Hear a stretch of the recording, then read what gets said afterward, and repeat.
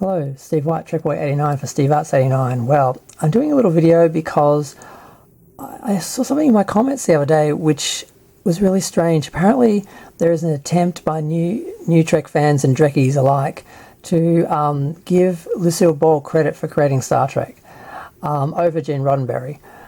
Now, she had no creative input in the show at all. Now, her role was that she ran the studio that produced Star Trek, but that was it. Now, she liked the show. She kept it going when other people were probably suggesting to cancel it because it was expensive and wasn't a huge ratings winner or anything. But yeah, she didn't create Star Trek. There was no big battle. She didn't have to do anything to keep it on the air or anything other than just wanting to produce it. What I heard was that supposedly, and this is supposedly in a documentary, was that she had to fight with Desi to get the rights and secure the rights for Gene and to let him use the studio. Like she had to fight, and if it weren't for her, it wouldn't have gotten done, and he wouldn't have had anywhere to produce it. None of that happened. She bought the studio in 1962 from Desi, so he was gone long before they bought Star Trek. They bought Star Trek in 1964, 2 years later. So he wasn't even in the picture. So that's just a fiction people just made up. They just had to have this woman, strong woman, fighting against some male to get something done creatively that she wanted to do. And that didn't happen. Now, I love Lucille Ball. I grew up watching I Love Lucy and the Lucy Show, and I was really happy when I heard that she, was part of producing it, just like Dolly Parton was part of the production of Buffy that no one knew for the longest time. She was one of the investors. No one knew that. No one really realised, I think, that Lucille Ball ran Desilu, and she actually was one of the people. She was basically the person who was producing Star Trek, but she didn't create it, and she didn't have any creative input in it.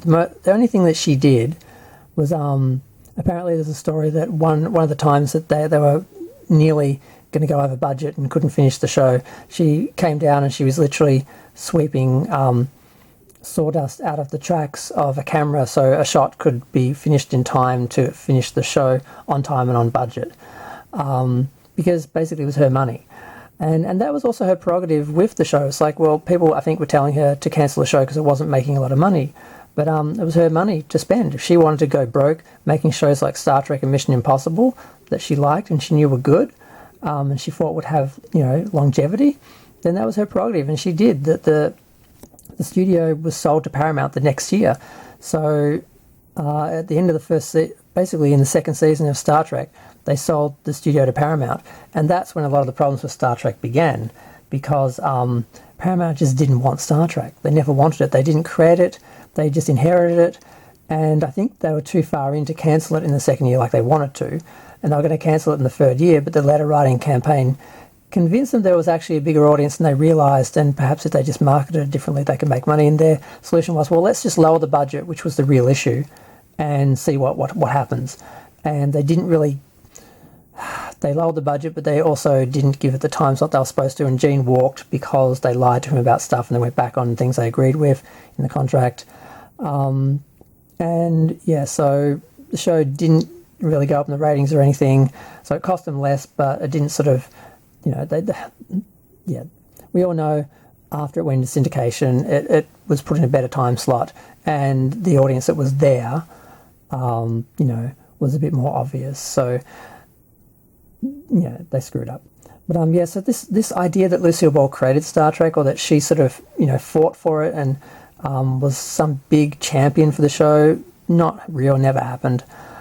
Yes, she when she bought the show, and I've heard this a few places, she didn't realise what it was. When she heard Star Trek, she heard Star Trek, and she thought it was about the USO performers performing for the troops, and that was what she bought.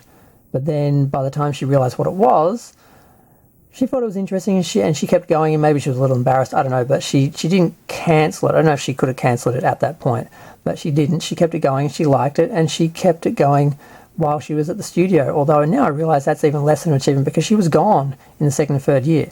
So she really only supported it for the first year and got it going and kept it going, because I think... I don't know, I mean, maybe after the first 13 episodes was when they were talking about cancelling it, and she kept it going for the full season. I think that was what she did for it. But after that, Paramount owned it. So, yeah. So those people trying to diminish Gene Roddenberry's role in creating Star Trek and trying to give credit to a female just because they just hate men that much that they can't have a man creating Star Trek.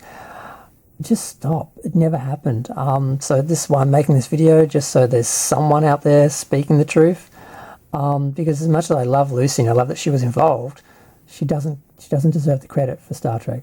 That was Gene Roddenberry's creation. So yeah, I'm going to go. Feel free to share, like, comment, subscribe. Let me know what you think.